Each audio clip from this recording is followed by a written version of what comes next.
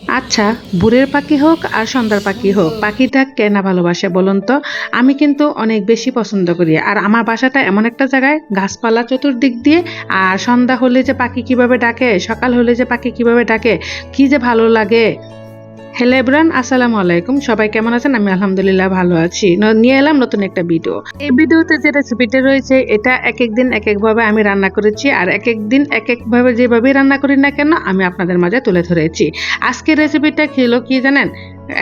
কেউ বলে থাকেন বউ ভাত, আর কেউ বলে থাকেন বটি ভাত। আসলে বোয়া ভাত, এক একজন এক একটা বলে থাকেন। আমি প্রথমে এখানে খুদ নিয়েছি আর ডাল নিয়েছি। আমি কিন্তু অবশ্যই ডাল দিয়ে থাকি আর যখনই রান্না করি, আবার একেবারে ডাল ছাড়াও কিন্তু আমি রান্না করেছি।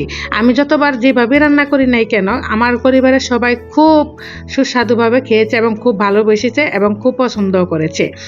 আর আমি কি বলবো, দেখুন আমার হাতের নিচে যে সুতাটা, এটা যে বারবার কিভাবে যে উঠতেছে আমি খেয়ালই করি নাই। তারপর দেখুন এর মধ্যে আমি দিয়েছিলাম কিন্তু কাঁচামরিচ দিয়েছিলাম, শুকনো মরিচ দিয়েছিলাম, তারপর পেঁয়াজ কুচি অনেকগুলো পেঁয়াজ দিয়েছিলাম, একটু সামান্য রসুনও দিয়েছি যেহেতু আমি ডাল দিয়েছিলাম। তারপর একটা মতো এখানে তেজপাতা দিয়েছি। আচ্ছা, আপনারা কি তেজপাতা দেন কিনা আমাকে প্লিজ একটু কমেন্টসে জানাবেন। আমি কিন্তু তেজপাতা দেই, তারপর একটু জিরার ফাঁকিও দেই। এখন আপনাদের ইচ্ছা, যেহেতু আমি ডাল দিয়েছি একটু জিরার ফাঁকি দিব সামান্য পরিমাণ, আবার নাও দিলেও ভালো লাগে, দুটাই। তারপর মোটামুটিভাবে কিন্তু আমার দেখুন এখানে বৌভাতটা হয়ে গেছে। ডাল যদি না দিতাম তাহলে কিন্তু আরও অনেকটাই জর্জরা হতো। ডাল দেওয়ার কারণে হয়তো জর্জরাটা একটু কম হয়েছে। তারপর হ্যাঁ, বৌভাতের সাথে ভর্তা হবে না, এটা কি করে হয় বলুন তো? আমি কিন্তু এখন বউ ভাত রান্না করতে এসে কিন্তু ভর্তার জন্য দেখুন তৈরি করে ফেলছি। আর এই ভর্তা তৈরি করার জন্য আমি এখানে দুটো বেগুন নিয়েছি, একটা কাঁচামরিচ নিয়েছি কতগুলো, তারপর একটা পেঁয়াজ নিয়েছি, একটু রসুন নিয়েছি। আর হ্যাঁ, চাপা শুটকি ছাড়া কি ভর্তা হয় নাকি বলুন তো? ওই যে চাপা শুটকি নিয়েছি, চাপা শুটকিটা আমি এখানে মুড়িয়ে নিয়েছিলাম কচু পাতা দিয়ে। তারপর আমি গ্যাসের চুলার মধ্যে কীভাবে দেখুন পুড়িয়ে নিচ্ছি। আচ্ছা, আপনারা কিভাবে পুড়িয়ে নেন? আমার মতো না তো, নাকি আমার মতোই? প্লিজ একটু কমেন্টসে জানিয়ে যাবেন। তারপর দেখুন কতগুলো মরিচ নিয়েছি।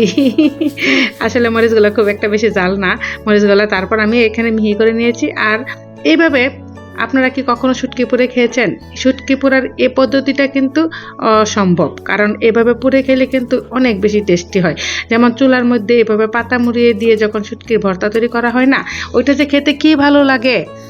অনেকে কিন্তু তেল দিয়ে ভেজে নেন, আমি কিন্তু এভাবে খাই না। পাতায় না মুড়াইলে শুটকি আমি খেতে পারবো না, কারণ হলো এখানে শুটকির যে একটা আষ্টে গন্ধ থাকে, এই গন্ধটাই আমার ভালো লাগে না। আর পরিমাণ মতো আমি এখানে দিয়েছিলাম দেখুন পেঁয়াজটা একটু বাড়িয়ে দিয়েছিলাম। হ্যাঁ, এখন তো বলবেন যে পাটা তো আপনি ভালোভাবে না ধুয়ে আপনি বেগুনের ভর্তা তৈরি করতেছেন। হ্যাঁ, আমি ইচ্ছে করে ধুই না, কারণ এখানে মরিচও ছিল, একটু শুটকির ফ্লেভার ছিল। বেগুনের ভর্তার মধ্যে কিন্তু শুটকির একটু একটু ফ্লেভার থাকলে আমার খুব ভালো লাগে, কারণ বেগুনের ভর্তাতে কিন্তু আমি চাপা শুটকিও দিয়ে থাকি অনেকটা সময়। আর দেখুন কালারটা কি সুন্দর হয়েছে, বেগুনের ভর্তার কালারটা। অনেকে কিন্তু হাতে টিপে টিপে খেয়ে ফেলেন। আর এভাবে পাটায় বেটে যদি আপনারা একবার খেয়ে দেখেন, কি যে একটা ভালো লাগবে সেটা আসলে আমি আপনাদেরকে কীভাবে বলবো বলুন। তারপর এই যে ভোবাত, তখন কিন্তু কালারটা এরকম আসে নাই, কিন্তু এখন যে কালারটা কেন এমন আসলো আমি নিজেও জানি না। আমি কিন্তু হলুদ কিন্তু পরিমাণ মতো দিয়েছি, হলুদের কালারটা অনেক বেশি দেখাচ্ছে এখানে, একেবারে আমার জামার সাথে মিলে গেছে। তারপর দেখুন সকালে ভোরের পাখির আওয়াজ, কি ভালো লাগছে তাই না? অনেক ভালো লাগে। এটা কিন্তু আমি প্রথমে দিয়েছিলাম। আচ্ছা, আমার রান্নাটা কেমন হয়েছে বলুন তো?